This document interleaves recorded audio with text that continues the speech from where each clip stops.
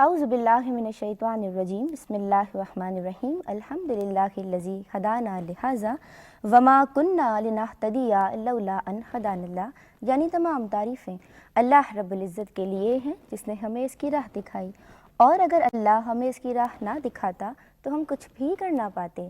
اللہم صلی علی سیدنا و مولانا محمد عدد ما فی علم اللہ صلاۃ دائمۃ بدوام ملک اللہ۔ السلام علیکم ورحمۃ اللہ وبرکاتہ۔ ناظرین محترم، پروگرام ہے کائنات اور میں ہوں آپ کی میزبان سیدہ ندا نسیم۔ ہمارا یہ پروگرام کائنات، خالق کائنات کی لامحدود قدرت و حکمت کو جاننے اور پہچاننے کی ایک ایمان افروز کاوش ہے۔ ناظرین کرام، کائنات میں اللہ تبارک و تعالیٰ کی قدرت کے نادر نمونے دیکھنے کو ملتے ہیں، بلکہ اگر یہ کہا جائے تو بے جانا ہوگا کہ اللہ تبارک و تعالیٰ کی قدرت کا اعلیٰ ترین کرشمہ یہ کائنات ہے۔ اس کائنات میں کیا کیا موجود ہے، ان کی پوری فہرست بیان کرنا بھی انسانی علم کی قدرت سے باہر ہے، اور اس طرح کے بہت سے سوالات جو ہماری سوچوں کو الجھائے ہوئے ہیں آج ہم جانیں گے، اور جاننے کے لیے ہم نے دعوت دی ہے بہت ہی محترم۔ میں ان کے حوالے سے کیا کہوں، جب بھی تعلیم کی بات آتی ہے، علم کی بات آتی ہے، اور وہ علم ہم تک بہت ہی اعلیٰ طریقے سے کس طرح سے پہنچ سکتا ہے، تو ہماری یونیورسٹی ہے کراچی یونیورسٹی، اور اس کا ایک بہت ہی محترم حوالہ آپ وی سی ہیں کراچی، وی سی آف کراچی یونیورسٹی ہیں، پیرزادہ قاسم صاحب ہمارے آج کے پہلے مہمان ہیں۔ السلام علیکم۔ اور ان کے ساتھ تشریف رکھتے ہیں بہت ہی محترم عالم دین، آپ سب انہیں بہت پسند کرتے ہیں، محترم محسن نقوی صاحب۔ السلام علیکم۔ آپ دونوں شخصیات کو میں خوش آمدید کہتی ہوں۔ صاحب مجھے یہ بتائیے کہ انسانی دل جو ہے یہ خواہشات کا گھر ہے۔ ایک بات ڈاکٹر صاحب کی بات سے ریلیٹڈ اس کو ہم کہیں گے کہ انسانی، اب آپ کے سوال کا بھی اس میں جواب ہے، انسانی دماغ میں جو تجزیے کی صلاحیت ہے، انالیٹیکل ایک وہ موجود ہے، اور اس سے پھر ایک دوسرے سطح کے اوپر جانا، انالیسز آپ نے کیا، آپ کے دماغ نے معلومات کا اور علم کا اس کا، اور اس سے پھر ایک اور اگلے سطح کے اوپر جانا، یہ جو لوگ پریکٹس جن کی ہوتی رہتی ہے ان کی وہ خوابیدہ جو ہیں وہ بیدار ہوتی رہتی ہیں۔ دل کا جہاں تک تعلق ہے، یہ ایک تو استعارہ ہے، ایک تو فزیکل باڈی ہوگی کہ جو دھڑک رہی ہے اس رفتار سے، اور یہ ہے، اور 72 دفعہ دھڑکنا چاہیے، 80 دفعہ دھڑکنا چاہیے۔ ایک یہ کہ یہ استعارہ ہے جذبات کے لیے، اور جذبات کے لیے استعارہ اس لیے رکھا گیا کہ ہم جو دیکھتے ہیں، اور یہ فزیکلی مطلب بالکل طے شدہ بات ہے، مثلا اگر جب کوئی شخص ڈپریشن میں ہوتا ہے تو آپ اگر اس کی نبض چیک کریں گے تو اس کے دل کی رفتار جو ہے وہ نیچے کی طرف سلو ہوگی، جب وہ انگزائٹی میں ہوتا ہے تو وہ فاسٹ ہو جائے گی، ٹھیک ہے۔ اسی صورت سے کیونکہ انسانی جذبات اور وہ جو ہیں وہ پورے نروس سسٹم پہ اور ہائر نروس سسٹم پہ بھی اثر کرتے ہیں، تو اس کا ایک جو مینیفیسٹیشن ہے وہ دل میں، جب آپ کوئی شخص غمگین ہے تو وہ اس کا دل جو کہتے ہیں دل بجھا بجھا ہے، وہ ہے کنٹرول اس کا سب یہی ہے، دماغ میں ہی ہے، لیکن یہ اس کی ایک آؤٹر مینیفیسٹیشن آپ سمجھ لیں کہ جس کو مارک کیا گیا، جس کو ذہن میں رکھا گیا، اور اس کے لحاظ سے کہا جاتا ہے کہ جناب جذبات جو ہیں ان کا گھر جو ہے وہ دل ہے، جذبات کا گھر بھی اصلاً یہ ہے، لیکن اس کا فرسٹ ایفیکٹ جو ہے وہ یہاں پہ پڑتا ہے۔ اچھا، اس لحاظ سے اس کو کہا جاتا ہے۔ ٹھیک ہے، یعنی یہ جو محسن نقوی صاحب نے کہا یہ بالکل صحیح ہے توجیہ، کہ دل اپنے طور پہ اس میں جو خلیات ہے جن سے بنا ہے، اس میں وہ خلیات نہیں ہے جو سوچتے ہیں، یعنی اس قسم کا ریئیکشن، وہ بالکل کام اس کا علیحدہ ہے، وہ جو خون کی سپلائی ہے وہ پہنچانے کے لیے پورے جسم کے لیے وہ کام کرتا ہے اس کمانڈ کے ساتھ، لیکن انہوں نے صحیح کہا کہ جو ہمارا اعلیٰ عصبی نظام، ہائر نروس سسٹم ہے، اس میں جو حصہ ہمارے ایموشنز کو کنٹرول کرتا ہے، تو جو ہمارے ایموشنز ہیں، جذبات ہیں، وہ اس کے ساتھ جو چیزیں متعلق ہوئی ہیں وہ ہم دل کے ساتھ متعلق کرنے لگے ہیں۔ ہم یہ کہتے ہیں کہ دل چاہتا ہے، اور دل نے نہیں چاہا، برا محسوس کیا، اچھا محسوس کیا، دل کھنچا جا رہا ہے، یہ ساری چیزیں دراصل وہی ہیں۔ تو جذبات کا جو حصہ ہے اس کو ہم نے اس سے متعلق کر دیا، کچھ برا نہیں ہے۔ تو یہ جیسے آپ نے کہا ہے کہ ایک قسم کا استعارہ اور وہ سمجھ لیا جائے، اور ہماری تو خاص طور سے ادب اور اس میں تو شاعری اور وہ سب بھری پڑی ہے کہ جو دل کے معاملات ہیں، وہ کہتے ہیں یہ دل کے معاملات ہیں، دلی ہاں معاملات وہی ہیں لیکن کیونکہ جذباتی معاملات ہیں اس لیے ہم کہتے ہیں کہ یہ دل کے معاملات ہیں۔ صحیح، وہ اقبال نے بھی عقل و دل کے حوالے سے بہت خوب کہا کہ ہر خاکی و نوری پہ حکومت ہے خیرت کی، باہر نہیں کچھ عقل خدا داد کی زد سے۔ تو مجھے یہ بتائیے گا کہ عقل انسانی پر اگر ہم یہ جاننا چاہیں کہ انسانی افعال پر دل و دماغ کا کتنا کنٹرول ہے؟ میرا خیال ہے کہ جتنے بھی افعال ہیں جی جو انسان جان بوجھ کے کرتا ہے، ایک تو ویسے ہوتا ہے کہ جو اس میں ہے جو جس پہ اس کا کنٹرول نہیں ہے، لیکن جتنے بھی جانے بوجھے ہیں اس پہ بالکل راست تعلق ہے، اور یہ تعلق جو ہے مثال کے طور پہ اگر ایک راستہ ہے وہ خراب ہے جی تو ہمیں اس پہ نہیں جانا چاہیے، اور جو بہتر اور صحیح راستہ ہے اسے اختیار کر لینا چاہیے۔ اگر ہمیں کوئی کہے کہ آپ کو تو اس سمت میں جانا ہے تو آگے یا گڑھا یا پانی، تو آپ اس میں ہی چلے جائیے، یہ تو نہیں ہے۔ آپ کو وہاں رک جانا ہے اور رک کے آپ کو متبادل راستہ تلاش کر کے اس کو چھوڑتے ہوئے صحیح کہ جس میں ہلاکت ہو سکتی تھی آپ آگے نکل گئے۔ تو اس لیے میرا خیال ہے کہ جتنے دماغ اور وہ جو ہماری سوچ ہے اس کا راست اثر ہمارے اس پہ پڑتا ہے۔ اب یہاں یہ بات ہے کہ ہماری ایک پوری تربیت ہے، جو تربیت ہمارے معاشرے کی بھی ہے، جو تربیت ہمارے دین کی بھی ہے، دینی ثقافت ہے پوری، اس کے حوالے سے اگر ہم اپنے معاملات اور اپنے اقدامات کو وضع کریں اور اس کی روشنی میں کریں تو یہ زیادہ صائب اور اچھا ہے، ٹھیک ہے، بجائے اس کے کہ ہم اپنے طور پہ چیزوں کو کرتے چلے جائیں۔ جی اس پہ زیادہ روشنی محسن نقوی صاحب ڈال سکتے ہیں۔ ڈاکٹر صاحب جی تو کنٹرول کی بات ہو رہی ہے، آپ کیا کہنا چاہیں گے اس حوالے سے؟ ہم اس میں یہ کہنا چاہیں گے کہ اور ڈاکٹر صاحب اس کی تائید فرمائیں گے کہ جو ان انٹینشنل ہے نا، ڈاکٹر صاحب تو انٹینشنل بات کر رہے تھے، ان انٹینشنل بھی اصل میں انٹینشنل ہوتے ہیں جن کو ہم ان انٹینشنل بنا دیتے ہیں، یہ سمجھ لیتے ہیں۔ ظاہر ہے کہ جب ہمارا کنٹرول سسٹم جو ہے وہ کہتا ہے کرنے کو تب وہ ہوتا ہے یہ کہ ہم اس وقت وہ جو ایک ہم نے بات عرض کی تھی کہ جو تجزیے کی صلاحیت ہے کہ اب اس وقت ہمیں کیا کرنا چاہیے۔ اب ہم فرض کہ ایک شوگر کا پیشنٹ ہے، اس کی شوگر ہائی ہے، اب سامنے رکھی ہوئی ہے برفی کوئی اور میٹھی چیز، اب ہمارا یہ وہ ہے کہ ہم ہاتھ بڑھایا اور ہم نے کھا لیا، ٹھیک ہے، تو ہم نے اپنی وش سے اس کو کنٹرول کر لیا، ٹھیک ہے، ٹھیک ہے۔ ہمارا تجزیہ جو ہے، ہماری عقل جو ہے، وہ ہائر فیکلٹیز یہ کہہ رہی ہیں کہ یہ ہمیں نہیں کھانا چاہیے، وہ کرنا چاہیے۔ تو جب آپ وہ سرا چھوڑ دیتے ہیں، وہ سرا آپ سے گم ہو جاتا ہے، تو پھر وہ چیزیں آپ کہتے ہیں جناب یہ تو ہو گیا، یہ تو ہو گیا، کوئی چیز نہیں ہوتی ہے۔ یہ کہ آپ نے اپنا کنٹرول سسٹم جو ہے آپ نے اس کے برخلاف کام کیا، جو وہ آپ نے کہہ دیا کہ یہ ان انٹینشنل ہے۔ ورنہ انسانی جو سوچ، انسانی فکر اور انسانی اعمال ہیں اس کے اوپر جیسے ڈاکٹر صاحب نے فرمایا کہ پورا کنٹرول جو ہے وہ انسان کے دماغ کا اور اس کا، بس یہ کہ آپ کی سوچتے رہنے کی اور تجزیہ کرتے رہنے کی صلاحیت جو ہے وہ کس قدر پختہ ہے اور اس کی بنیاد کے اوپر آپ فیصلے کرنے کے کتنے عادی تو نقوی صاحب دل کا کوئی عمل دخل نہیں ہے؟ دل تو خود بیچارہ اس کے کنٹرول میں ہے، اگر اس کے کنٹرول سے آپ نکال دیں گے تو پھر دل سب کچھ کرتا رہے گا۔ ٹھیک ہے، تو ان انٹینشنل کچھ نہیں ہوتا، ہر چیز ہم اپنی انٹینشن سے ہی کرتے ہیں، اصلا تو انٹینشنل ہی ہوتا ہے۔ ٹھیک ہے، مجھے یہ بتائیے گا کہ قرآن مجید میں انسان کا کیا مصرف اللہ تبارک و تعالیٰ نے ارشاد فرمایا؟ مصرف انسان کا، ہم تو یہ بات کہتے ہیں کہ انسان کا مصرف ایک ہی، جب وہ یہ کہتا ہے کہ سخر لکم ما فی السماوات و ما فی الارض، اور زمین اور آسمان پہ غور کرو، ہم نے تمہارے نشانیاں رکھی ہیں اور وہ کیا ہے، تو اس کو لوگوں کے لیے مسخر کرنا یہ اس کا سب سے بڑا مصرف ہے، سبحان اللہ، اس کا مصرف ہی ہے۔ باقی یہ کہ جیسے وہ آیت آتی ہے کہ وما خلقت الجن والانس الا لیعبدون، سورہ ذاریات کی آیت، کہ ہم نے جنوں اور انسانوں کو اس لیے پیدا کیا کہ وہ اپنے رب کی عبادت کریں۔ تو رب کی عبادت اگر بغیر معرفت کے ہو تو وہ ایکسرسائز ہے، اور اگر معرفت کے ساتھ ہو تو وہ کائنات کے مطالعے سے ہی ملے گی اور پھر صحیح عبادت جو ہو پائے۔ مہرباں ہے تو بے نیاز بھی ہے، بے دلی سے عبادتیں نہ کرو۔ آپ کیا کہنا چاہیں گے ڈاکٹر پیجادہ قاسم صاحب اسی حوالے سے انسان کا مصرف؟ یہ بالکل صحیح بات کہہ رہے تھے۔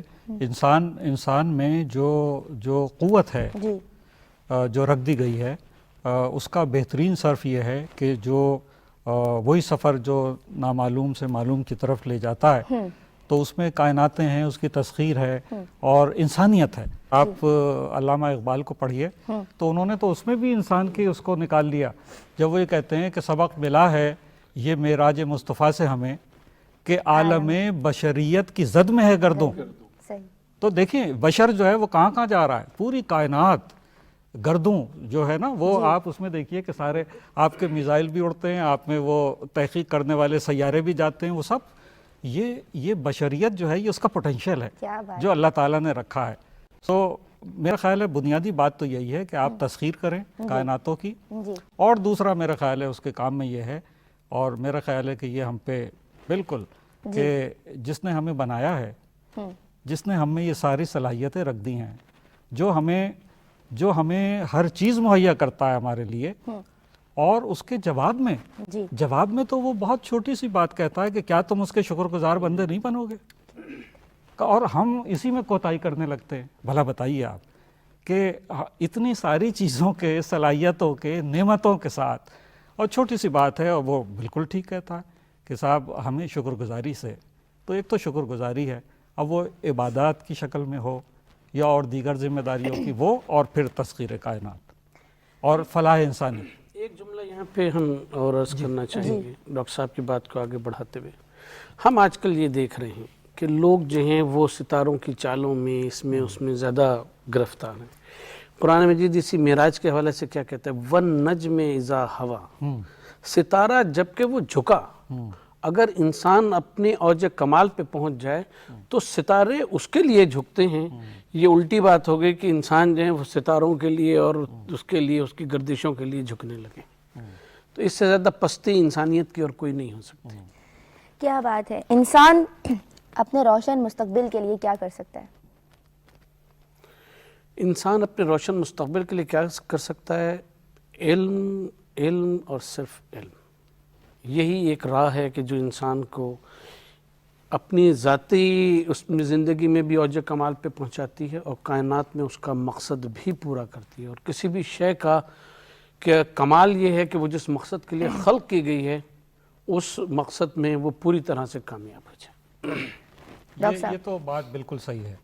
اور علم کی اور علم حاصل کرنے کی جتنی تاکید اسلام میں موجود ہے، اور تلقین جتنی اسلام میں موجود ہے، اتنی کہیں اور کسی دیگر مذاہب میں اس طریقے سے نظر نہیں آتی. اسی لیے میں یہ کہتا ہوں اور سمجھنے کی طرح سمجھ کے کہتا ہوں کہ وہ معاشرے کہ جو علم سے بے اتنائی برتتے ہیں، ہمارا معاشرہ بھی علم سے بے اتنائی برت رہا ہے، یہ غیر اسلامی فعل میں مبتلا ہے. اسلامی فعل اصل میں تعلیم اور تعلیم کی طرف توجہ دینا ہے. یہ ہے اسلامی فعل جس کی ہمیں تلقین کی گئی ہے، جو ہمیں بتایا گیا ہے. تو اگر ہم اس میں ذرا بہت کوتاہی کر رہے ہیں تو یہ غیر اسلامی فعل ہو جائے گا. ڈاکٹر صاحب مجھے آپ بتائیے گا کہ انسان کو اپنے روشن مستقبل کے لیے کیا کرنا چاہیے؟ کہاں دیکھتے ہیں آپ انسان کو؟ یہ تو ہم نے جان لیا کہ کیا کرنا چاہیے. آپ انسان کا روشن مستقبل دیکھتے ہیں؟ جب نہیں، یہ تو ہے اللہ تعالیٰ نے جب یہ ساری صلاحیتیں اور خلق کر دیا ہے، سو اس میں ہمیں لوٹ کے وہیں جانا ہے. چنانچہ جب ہم کہتے ہیں انسان تو اس کا مطلب ہے انسانیت. سو انسانیت کے جتنی بھی مثبت باتیں ہیں، انسانیت کی فلاح کے لیے وہ ساری اسلامی ہوتی چلی جاتی ہیں، عین دینی باتیں ہوتی چلی جاتی ہیں. سو میں تو یہ کہتا ہوں کہ اسی پہ اگر ہم اپنے سارے افعال اور اس کو تقسیم کر لیں اور یہ دیکھیں کہ بھئی یہ کام جو ہم کر رہے ہیں اس سے انسانی فلاح اور خیر کثیر اس سے وابستہ ہے، تو یہ بالکل آپ کو پتہ چل جائے گا کہ ہاں یہ اسلامی ہو سکتا ہے. اور ایسا کام کہ جس سے بالکل بھی انسانیت کی فلاح نہیں ہے بلکہ وہ اس کے مخالفت میں جا رہا ہے تو وہ بالکل غیر اسلامی اور غیر. چنانچہ اس طریقے سے تقسیم کر کے سوچ لینا چاہیے. سب سے زیادہ فلاح کا کام چاہیے کہ جو اب ایسے لوگ کہ جو مثال کے طور پہ سائنس میں کام کرتے ہیں، میڈیسن میں کام کرتے ہیں، سو ہیلتھ کیئر اور ساری، اگر کسی بیماری کے خلاف جد و جہد کرتے ہوئے کسی دوا کو ایجاد کر لیتے ہیں تو یہ کتنا اچھا فعل ہے کہ جو پوری انسانیت کے لیے ہے. تو میرا خیال ہے کہ اس تگ و دو میں انسان کو رہنا چاہیے کہ ہم انسان اور انسان کی بہتری کے لیے، انسانیت کی بہتری کے لیے ہم کیا کریں. کہ حضور صلی اللہ علیہ وسلم کی حدیث ہے جی اور وہ انکوالیفائڈ ہے، یعنی اس میں کوئی قید نہیں لگائی ہے. عموماً یہ یوں پڑھی جاتی ہے کہ خیر الناس من ینفع الناس، حدیث یوں نہیں ہے. حدیث یوں ہے کہ خیر الناس انفعہم للناس، تم میں سب سے بہتر انسان وہ ہے کہ جو لوگوں کے لیے زیادہ سے زیادہ نفع بخش ہے. یعنی یہ جو صیغہ ہے افعال و تفضیل کا صیغہ جسے ہم کہتے ہیں، اس میں ایک کمپٹیشن ہے، گڈ، بیٹر، پھر بیسٹ. تو یہ جو بیچ کا صیغہ ہے نا، اس میں ہمیشہ کمپٹیشن رہتا ہے کہ آپ سے بہتر ہم، پھر آپ کو دیکھا اس سے بہتر پھر ہم. انفعہم للناس کا مطلب یہ ہے کہ ہم جس کو مفید تر دیکھیں ہم اس سے زیادہ مفید تر بننے کی کوشش کریں. بہت خوب. تو اب وہ کوالیفائڈ نہیں ہے کہ اس فیلڈ میں، اس فیلڈ میں، قرآن کے فیلڈ میں، تفسیر کے فیلڈ میں، نہیں، جو زیادہ سے زیادہ نفع بخش ہے. یہ حدیث ایک کنٹریبیوٹری اور پارٹیسپیٹری مائنڈ امت میں وہ کرتی ہے.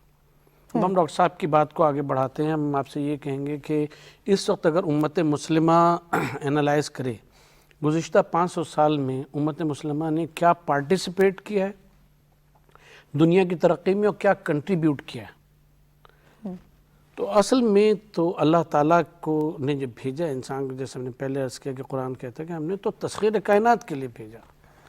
تو جب آپ کسی انڈیویجول کو، کسی قوم کو، کسی کمیونٹی کو ایویلیویٹ کرتے ہیں تو اس میں یہ ہے کہ آپ نے کتنا کنٹریبیوٹری مائنڈ آپ کا کتنا، اور کتنا کنٹریبیوٹ کیا آپ نے، کتنا پارٹیسپیٹ کیا آپ نے. وہ مائنڈ اگر پیدا ہو جائے امت مسلمہ میں تو پھر جس طرح سے اور ہم سمجھتے ہیں کہ عبادت کرنا، یہ کرنا، ایمان لانا، سب اپنی جگہ کے اوپر اچھی چیزیں، لیکن یہ کہ جو لوگ دنیا کی میزریز کو ختم کرنے کی کوشش کر رہے ہیں، کم کرنے کی کوشش کر رہے ہیں، دوائیں بن رہی ہیں اور دیگر سائنس ٹیکنالوجی میں جو اعلیٰ اور مقام حاصل کریں، وہ سب اللہ تعالیٰ کے جو آقا اعلیٰ ترین مقصد ہے اس کو اس کائنات میں پورا کر رہے ہیں. بہت خوب. اور یہ جو دعا جی کہ اللہ تعالیٰ مجھے علم عطا فرما، تو اس کے ساتھ یہ بھی ہے کہ علم نفع پہنچانے والا علم. وہ جو تخریب ہے، وہ تخریب نہ انسان نہ انسانیت کی وہ نہیں ہے، اس کے لیے تو بنا دی ہے. وہ علم اللہ تعالیٰ عطا کرے کہ جو علم نافع ہو میرے لیے، انسانیت کے لیے، سب کے لیے. یہ ہے اس کا. تو یہ تو بات ہم نے جانی ڈاکٹر صاحب کہ جستجو انسان میں ہے، علم کی جستجو کیوں نہیں ہے؟ علم کی جستجو بنیادی طور پہ تو ہے، یعنی جستجو تو یہی ہوتی ہے نا کہ جو چیز معلوم نہیں ہے اسے معلوم کرنا چاہتے ہیں، جو بات سمجھ میں نہیں آتی اس پہ سوال اٹھانا چاہتے ہیں. یہ تو موجود ہے، لیکن ہم نے جس طریقے سے امت مسلمہ کا تذکرہ کیا ہے ابھی بڑی دردمندی سے محسن نقوی صاحب نے بتایا.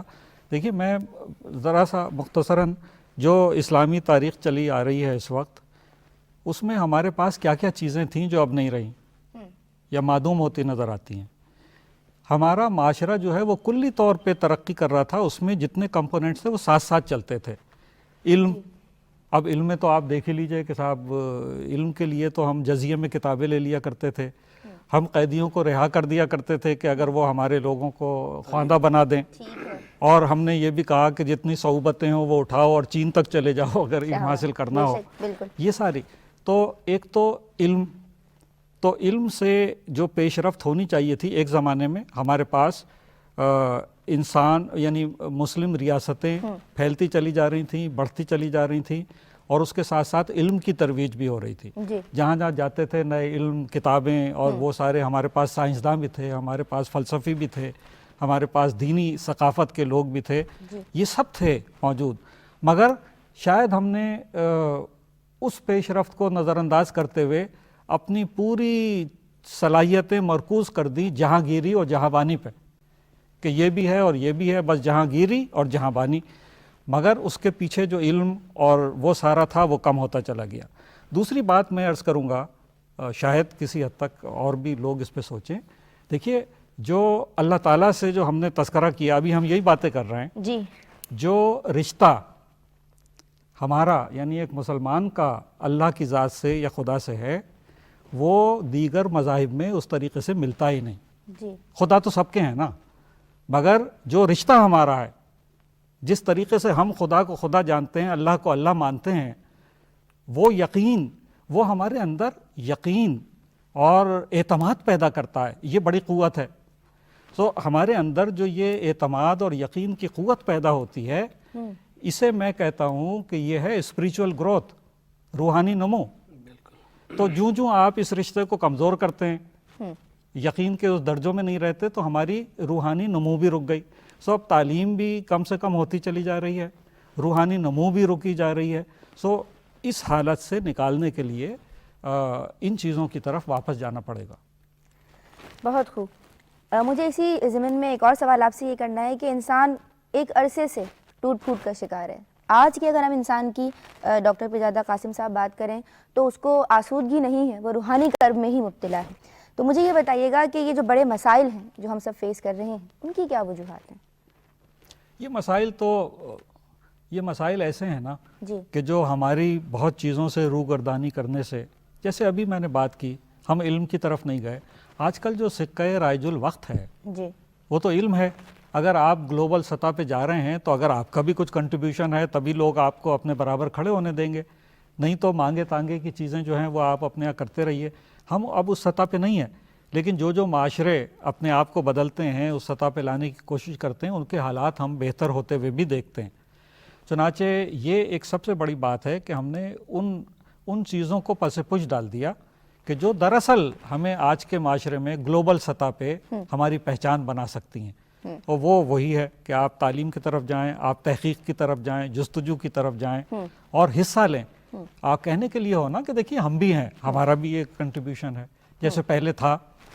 تو اس طرف سوچنا چاہیے اور زیادہ توجہ دینی. بات کو ہم آگے بڑھاتے ہیں ایک جملے میں. دیکھیے قومیں اور افراد جو ہے نا، ان کے 3 سٹیجز ہم بڑی دیکھتے ہیں. ایک وہ کہ جس میں وہ علم حاصل کریں، دیٹ مینس کہ وہ معلومات حاصل کریں، یہاں یہ ہو رہا ہے وہاں وہ ہو رہا ہے.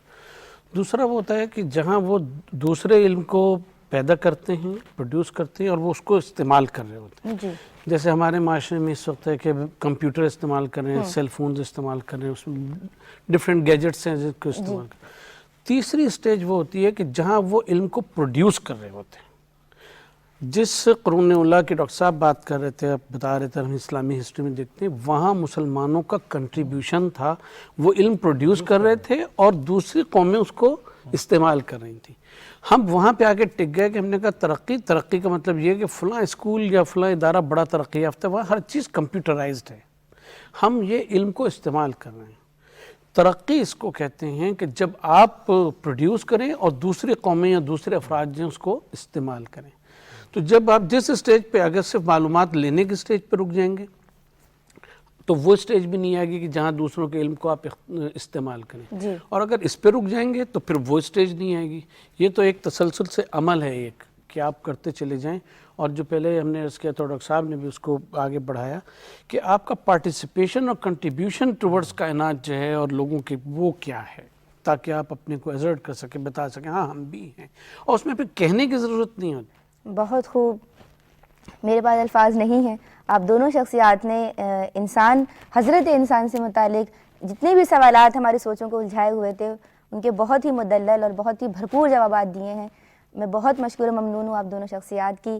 نداء نسیم کو کائنات کی آج کی ایپیسوڈ سے جس میں ہم نے حضرت انسان کو دریافت کرنے کی کوشش کی، اجازت دیجیے اس دعا کے ساتھ کہ اللہ تبارک و تعالی ہم سب کو دین و دنیا میں سرخرو فرمائے. فی امان اللہ.